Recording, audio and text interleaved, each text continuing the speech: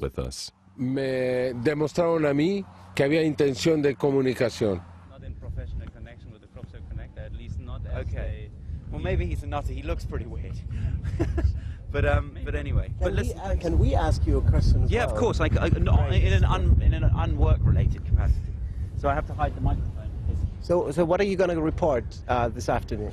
I'm just going to report the truth, what people tell me. I'm not really going to have an opinion. I'm going to say I went to the crop circles, I saw them, and then I'll have the voices of the people I've interviewed and the photos we took, and then people can make up their own mind. But we'll tell people where they are, and if they want to come down and see them, they can. Are you going to play in some alien music? And that is not my decision, but I wouldn't be surprised if the theme of X-Files or something was in there. But yeah, obviously this is, you know, in the news, we've got serious things all over the country, all over the world going on. This is going to be one of the lighter stories. What if this is not just some light story, but some very important story for mankind? Well, if that is the case, I'm very proud to have been here for this particular incident, and I keep a really open mind. If my boss tells me to go to a crop circle again, I'll definitely go. I love them, they're fascinating, and I like the people you meet, and I like, you know, I just think it's cool, you know. I think anyone would find this stuff cool. What do you think a journalist like you could do to shift this to a more serious level? That's a loaded question. I don't know. I mean, I think it's hard because, of course, in people's daily lives on a daily basis at the moment, there are so many hard things going on, like the credit crunch, for example, in the UK, or the cost of living. And with important things like that, it's hard for people to worry or think about other stuff because there's so much else going on in their life. What do people want? Fundamentally, they want to survive. What does that mean? Please make tomorrow the same as today. The real response is to trivialize the phenomenon, to make it go away. Humans are very good at looking the other way, like babies.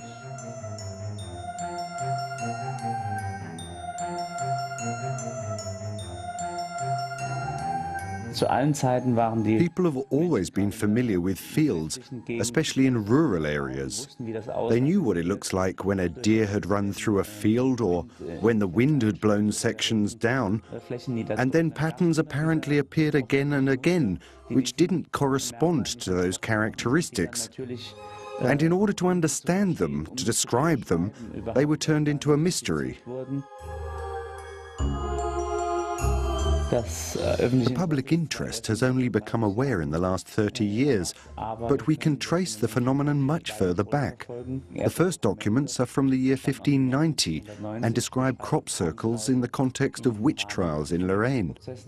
And above and beyond that, we find descriptions of what we call crop circles today in fairy tales and in the lore of cultures around the world. You can see this already in the example of the mowing devil. It's a leaflet from the year 1678. The story of a poor peasant labourer is told who demands a higher wage from the rich landowner to harvest a field. The landowner responds that maybe he should let the devil do it, and that night the field was observed to be in what appeared to be flames. It glowed. The next morning, the landowner found his field in the same condition as the devil would have mown it. Circles had been laid. According to the report, every stalk lay so exactly next to the other that it would have taken a human a lifetime, but only a night for the devil. And that's nothing different from what we're doing today, by projecting our wildest imagination of what could be responsible for the circles into them. And the devil of then is, of course, the aliens of today. The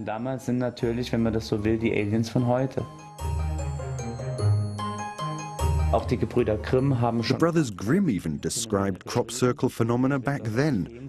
They were called fairy rings then. Many people camped out on the field, awoke in the night and hoped that something would happen, but were then driven away by heavy thunderstorms and the appearance of lights. And then swans flew down and shed their feathers.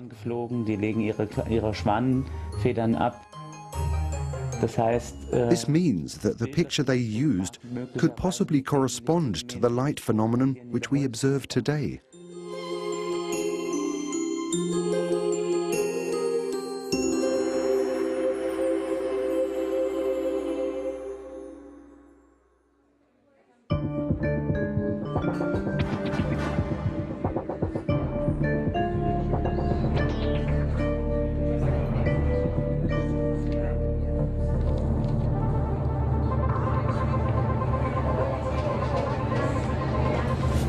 From here, you can see in almost all directions, there's a small amount of woods right to the south of us. So you'll see some trees behind us, and then you can walk all along the top of the hill, and you can see well off to the east, to the north, and to the west here.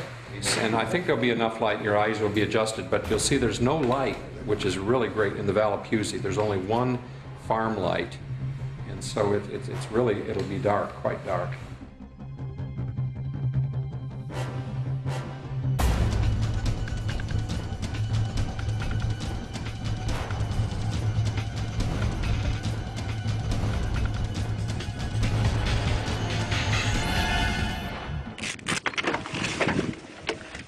How often is anything seen here per night or even per season? A lot. People who do these watches see a lot, but it's always the question, of course, what do they see? There are, of course, people who are constantly saying something, who look exactly at the military training area, and then say every night that they've seen flying lights.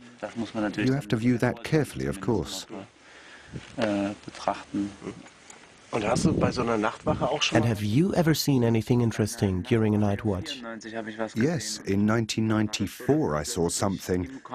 It started to blink in the crop circle, and then everybody, well at least me, and probably others, aimed the binoculars at this light that had blinked in the crop circle. It then just very slowly drew a finger of light there across the field, and in that moment, when the finger of light would have shown what was where it had first blinked, it shot across to the edge of the field, blinked 2 or 3 times, and then it was gone.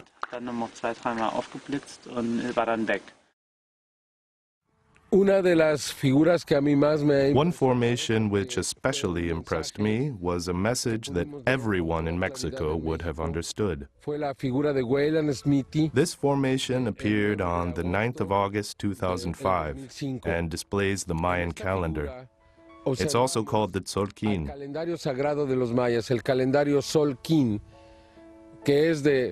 It has, among others, a 20-day cycle, which is arranged outside in this figure. On the inside are the 4 seasons, each with 13 weeks. 20 times 13 makes 260 days, the human gestation period.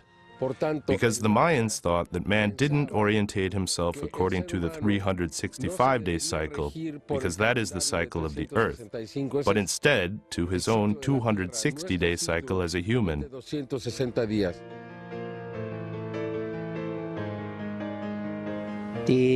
The noteworthiness of the Mayan calendar systems is especially interesting because they don't exhibit an open counting system, instead only a closed one. 20 is the code for individual life, and 13 is the cosmic factor of movement. That means they define their calendrical measurement system in 2 positions. They always have a calibration point for the beginning, and thereby also always a calibration point for the relevant ending. So